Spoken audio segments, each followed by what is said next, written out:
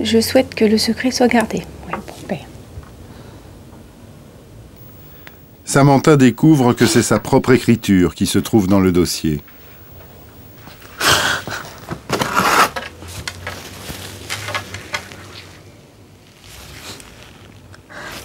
C'est ça que je me souviens pas parce que je sais pas. Enfin, alors regardez, vous avez signé là, donc ça a été rempli. Alors c'est vrai que ce procès-verbal, il est rempli à un moment où la mère vient de mettre au monde un enfant avec lequel elle ne peut pas construire un avenir. Donc c'est quand même un moment très particulier. En fait, je regrette de ne pas avoir agi.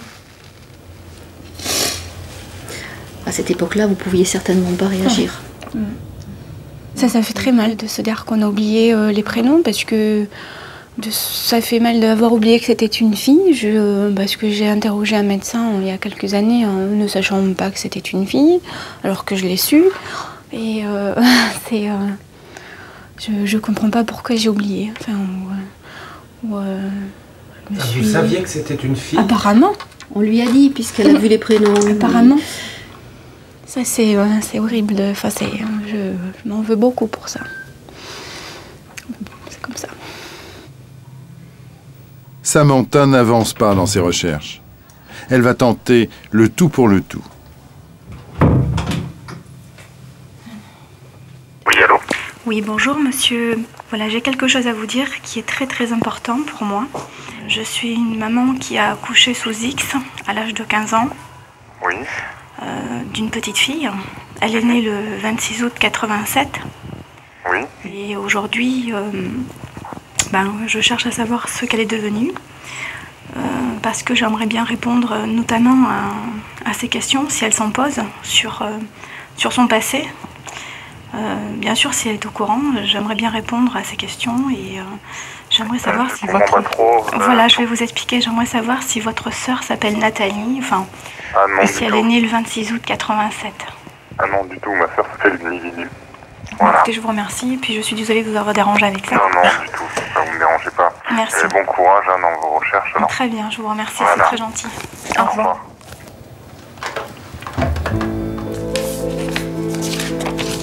À l'attention de monsieur le chef du personnel de la mairie de Lille. Ma mère a travaillé en 1981 dans l'une des bibliothèques de votre ville en tant qu'intérimaire. Je ne connais d'elle que son prénom, Betty. J'aurais donc souhaité savoir s'il était possible de faire une recherche dans vos archives afin de m'assurer que celle-ci a bien fait partie de vos services. Je me permets d'insister pour que vous puissiez donner suite à ma demande, car c'est la seule piste qui me reste à ce jour. Je vous remercie par avance de ce que vous pourrez faire pour m'aider dans mes recherches. En attendant la réponse du CNAOP, Julie s'est lancée sur plusieurs pistes pour retrouver sa mère. Elle va se plonger dans les archives du journal La Voix du Nord pour vérifier si un jeune homme, étudiant en médecine, ne serait pas décédé d'un accident de moto quelques mois avant sa naissance. C'est ce qu'avait déclaré sa mère biologique dans le dossier d'abandon.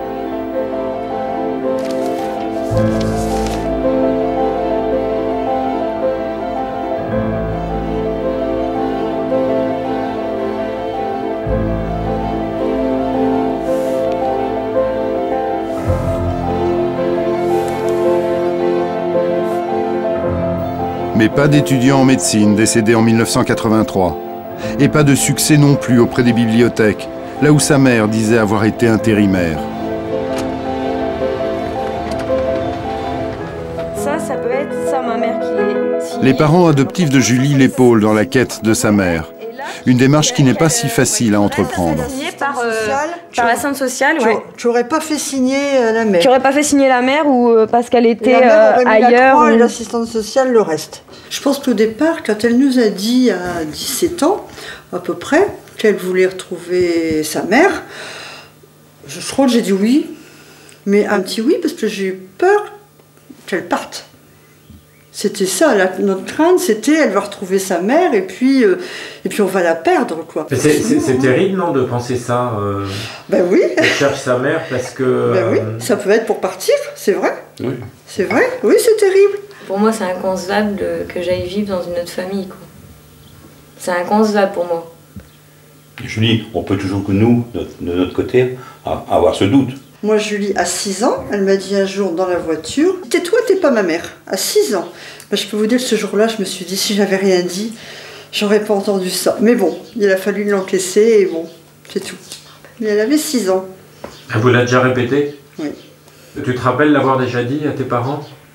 Oui. Tu trouves que c'est une défense entendable? Surtout à l'adolescence en fait. Quand on n'a plus envie de rien, on n'en peut plus, on étouffe et là ben, ça sort tout seul. Mais on le regrette après, hein, forcément. Le jour où elle va nous dire ça y est, c'est ce jour-là que je la retrouve, je peux vous certifier que les minutes ou les heures seront longues hein, pour nous. À partager, c'est difficile. Je pense que c'est ça uniquement. Vous avez peur d'être mise en compétition, c'est ça? Oui. Oui. Quand vous l'entendez dire ma mère, ça vous choque? Pas facile, hein? Pas facile choquer, non, parce que mais c'est pas facile. Ouais, mais toi, t'es maman. Elle, c'est ma mère. C'est Betty. C'est tout. Maman, c'est... Voilà, c'est maman, quoi. Olivier se rend au CNAOP. Il va déposer à Marie-Christine Le Boursicot une lettre, sa photo et les questions qu'il souhaite poser à sa mère. Claire, tu n'imagines pas quelle émotion, quelle joie, quel bonheur ça a été lorsque j'ai su le mardi 10 août dernier que Madame Le Boursicot avait retrouvé ton identité. Et lorsque le jeudi 2 septembre, elle avait pu te localiser. C'était à quelques jours près les plus beaux cadeaux pour mes 30 ans. 30 ans que nous nous sommes perdus de vue, que nos chemins se sont séparés. 30 ans que tu vis loin de moi, 30 ans que je vis loin de toi. J'habite dans la région d'Aix-en-Provence, mais je serais prêt à traverser la France pour venir te voir, ne serait-ce que 5 minutes, pour voir tes yeux, ton visage, ton sourire. Je traverserai la France pour venir déjeuner avec toi, afin d'échanger quelques mots. Nous remonterions le temps jusqu'au jour où tu as appris que tu étais enceinte de moi. Nous parlerions de ta grossesse, de ces 8 mois et demi pendant lesquels j'ai pris vie dans ton ventre, jusqu'au dimanche 30 juin, 17h15.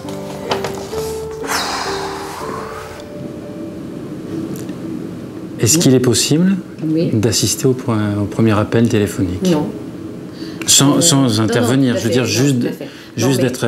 si vous voulez, les entretiens téléphoniques ont pour objet, de savoir quelle est sa volonté, si elle accepte ou non de donner son identité et de vous rencontrer.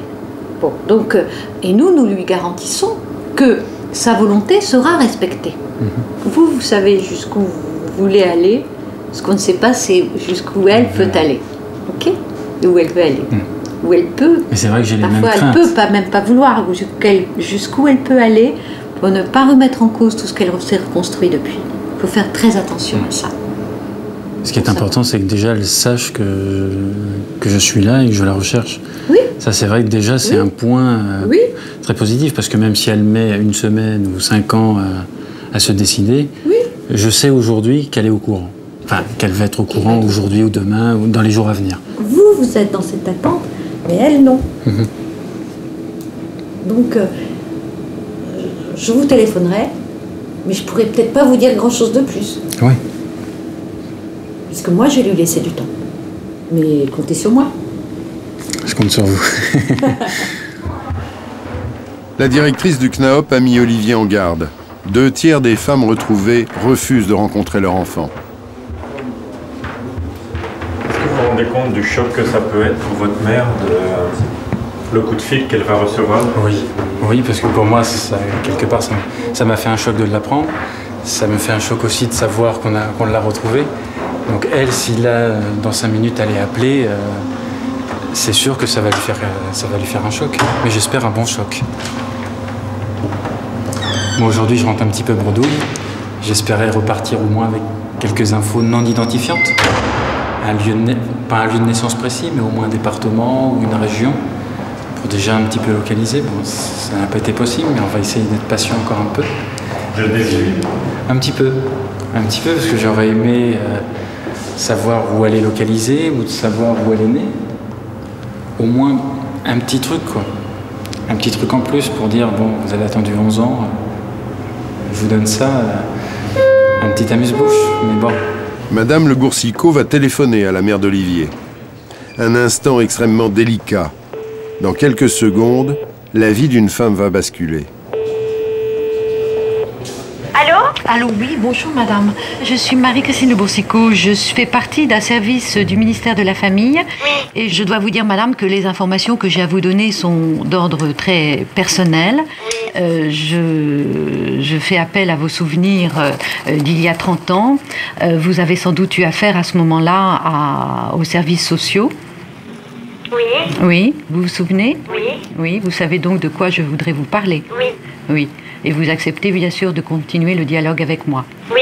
Voilà. D'accord. Parce que ce que je peux vous dire déjà, pour que vous commenciez à y réfléchir, même si vous voulez ensuite qu'on en reparle plus longuement, mais je voudrais vous dire que la personne que vous avez mise au monde à ce moment-là, il y a 30 ans, a saisi le Conseil national pour l'accès aux origines personnelles, dont je suis la secrétaire générale, et qu'il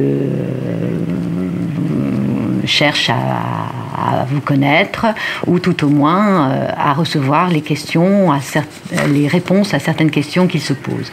D'accord. Voilà. Est-ce que vous attendiez ce genre? Ah non, pas du tout. Pas du tout. Pas du tout.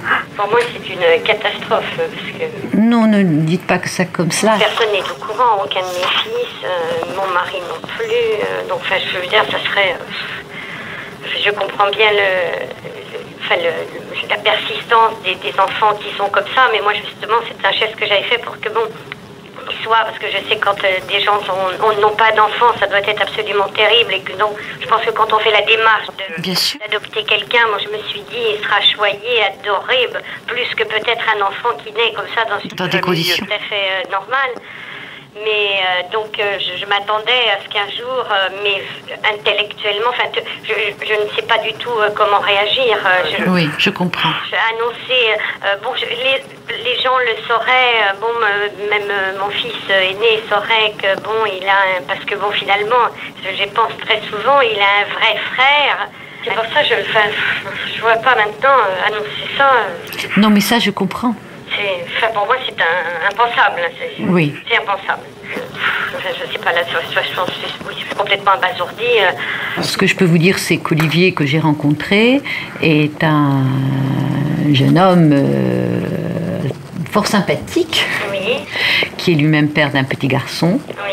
Et voilà, vous voulez que je vous lise quelques extraits de son courrier? Vous acceptez que je vous lise quelques extraits de son courrier?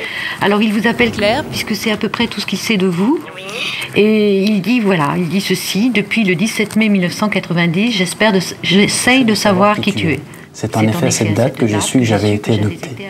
J'aimerais tellement que tu acceptes de prendre contact avec moi, que nous échangions quelques courriers, quelques coups de fil, quelques photos, histoire que l'on fasse connaissance et que je puisse te présenter un petit bonhomme qui aura 6 ans, le 20 janvier, mon fils, Arnaud.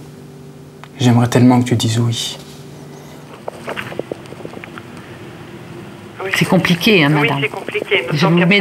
Je vous mets dans une situation difficile. Oui. Difficile. Oui, parce que moi, j'ai évidemment refait ma vie derrière. Bien sûr. Bon, c'est vrai que si on me voyait aujourd'hui dans mon confort de vie, dans mon truc, on ne pourrait pas comprendre. Non, bien sûr, vous étiez dans une autre situation à ce moment-là. Voilà, absolument. Tout à fait. Donc là, ça me tombe dessus. Donc, je ne sais pas quoi dire, quoi. Je veux dire, c'est... Non, mais tout est possible sans que personne dans votre entourage ne soit au courant. C'est-à-dire que la confidentialité vous sera toujours garantie, madame. D'accord. Je crois qu'en tout état de cause, compte tenu de ce qu'il m'a dit, il respectera. Il vous respectera. Je vous souhaite une excellente soirée. À bientôt. Vous aussi, madame. Au revoir, madame. Vous avez senti un soulagement? Ouais, quelque part. Je crois qu'on va pouvoir travailler. C'est pas négatif, non? Pas facile, n'est-ce pas? Mais là, ça vous paraît très positif comme... Ça me paraît déjà positif.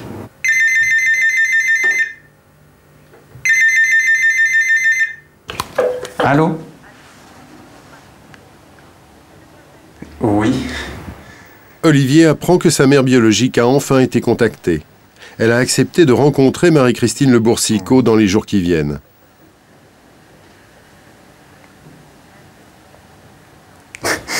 Ouais. J'ai toujours une petite place dans son cœur, quoi. Elle sait maintenant.